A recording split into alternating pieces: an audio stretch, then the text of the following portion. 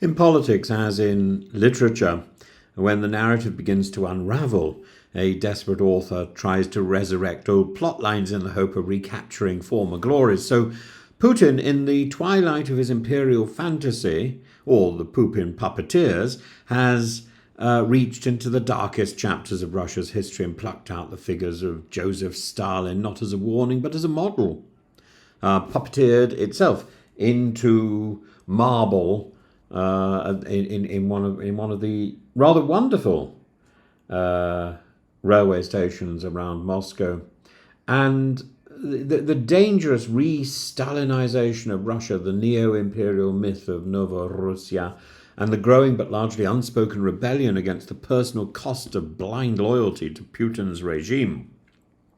All of this needs time to think about. We need to reflect on this. If we go back to the 1990s, that brief post-Soviet interregnum, when Russia flirted with truth, the statues came down, the files were opened in memorial.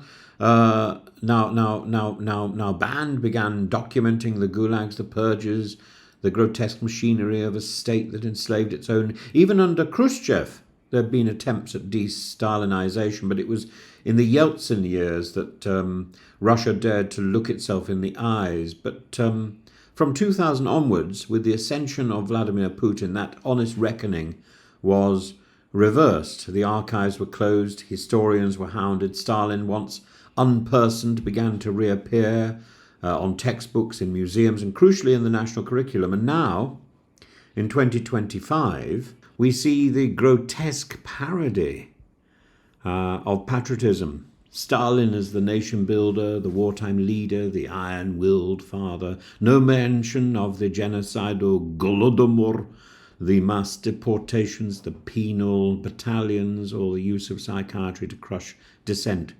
Putin's state, like Stalin's, now prizes obedience above justice, mythology above history. I spent years in Russia, but I wasn't there before 2000, so I didn't get a chance to experience the chaos and the effort that followed the fall of the USSR. I got to know Russia in that point where the barriers were coming back down again, and I can remember some of my colleagues leaving the university quite suddenly and falling under censure, being disciplined for things that they said or things that they'd written. And the Stalinist revival is not merely theatrical; it serves an ideological function to legitimize expansionism.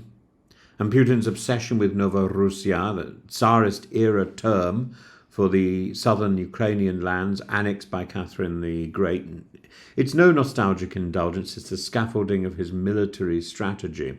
And by invoking Novorussia, Putin tries to reframe invasion as restoration, conquest as homecoming, the annexation of Crimea in 2014 as a return to the status quo. That was just the overture. The full symphony, in his mind, includes Kherson, Donetsk, Zaporizhia, and beyond. But this fantasy is not strategic, it's delusional. And as military losses mount, and the map of Novorussia looks less like a blueprint and more like a fever dream scribbled on the back of a contract. And what are the people themselves? This is where the moral thread snaps. Russia has now lost over 200,000 troops since January alone, according to Ukrainian intelligence. And this is not the great patriotic war. There's no Berlin to capture, no Nazism to defeat, despite what is said by the Putin propagandists. This is meat grinder militarism, the ghost of Marshal Zhukov's reckless human waves marching into the 21st century. It's not military strategy. It's a tribute paid in blood to Putin's vanity. And this is a war economy now. 43% of the Russian budget goes on defense. Inflation is creeping above 10%. Sanctions bite, albeit unevenly. Ghost fleets smuggle oil across the globe. Drones are built, but bread becomes more expensive, butter is locked away. And yet so many remain silent. Why? Because silence in Putin's Russia is the safest sound. But beneath the silence, there is something that stirs. There's the disquiet among the elite. Prigozhin's mutiny was not merely mercenary insubordination, it was a test of the regime's integrity, and it failed, but the people came out to cheer in Rostov-on-Don, and to cheer as Prigozhin's troops marched down the road. Gerasimov, Shoigu, these are men with little mutual trust. Their unity was transactional. If Putin falters, their loyalty will vanish with him.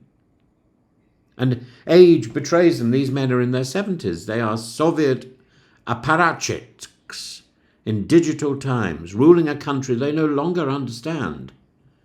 There are young people in around Russia, but few of them are in Putin's immediate circle. It's a gerontocracy. Old people clinging to glory through a decaying script. And among ordinary Russians, the rebellion is not yet revolution, but it is rejection. You see it in desertions, you see it in half-empty villages, in mothers refusing to send their sons to the war. You see it in the quiet contempt of those who bury their children for a war they don't understand. Russia, like Orwell's Oceania, is ruled by myth. But even myths fray at the edges. No narrative, however loudly broadcast, can suppress grief forever. Milton in Paradise Lost describes Satan as the mind is its own place and in itself can make a heaven of hell, a hell of heaven. Putin has built just such a hell and told Russians to call it paradise. But here lies his desperation. He is out of time, out of troops, out of allies. And the resurrection of Stalin, the fixation on Novorossiya, the taunts towards NATO, these are not the moves of a mastermind, they are the final thrashings of a man who knows that his dream of empire is now devouring the nation itself. This is an end game. The fall, when it comes, will be spectacular. And like all tyrants, Putin will discover that history may be revised, but it will never fully be rewritten.